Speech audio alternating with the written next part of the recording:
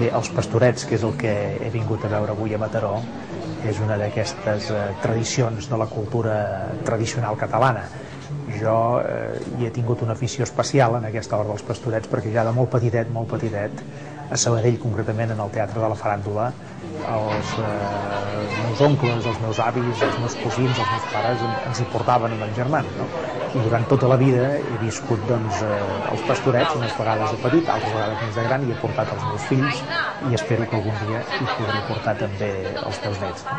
En canvi, aquesta vegada he volgut venir-ho a veure a Mataró. Jo a Mataró hi he estat moltíssimes vegades, també per raons de tradició familiar, és una ciutat que me la sento molt propera, però en canvi no hi havia vingut mai a veure els Pastorets, concretament a la Sala Cabanyes. A la Sala Cabanyes sí que hi he estat moltes vegades, a fer actes diferents, però aquí s'hi fa 10, em sembla que són 10 representacions dels Pastorets des de fa 92 anys.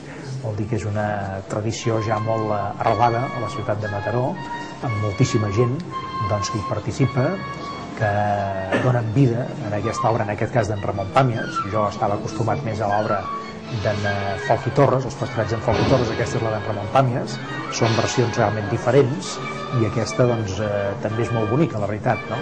I he volgut venir-ho a veure, primera perquè ja m'havien demanat feia temps que m'hi passés un dia, i segon perquè em feia molta il·lusió poder-ho fer a Mataró i a més poder veure una versió diferent, en aquest cas del Ramon Pàmies, dels Pastorets. Jo ho recomano perquè, sobretot per la quitxalla, no? Però també per la gent gran. Jo mateix hi he disfrutat molt de gran.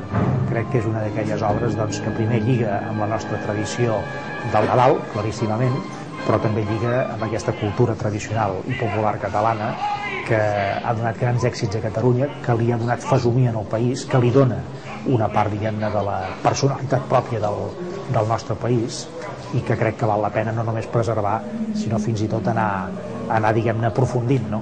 I tota aquesta gent, que són moltíssima arreu de Catalunya, diferents pobles, diferents ciutats, que mantenen vives aquestes tradicions i aquesta creació artística que significa una obra com els Pastorets, crec que són persones que mereixen tot el nostre suport i tota la nostra lloança.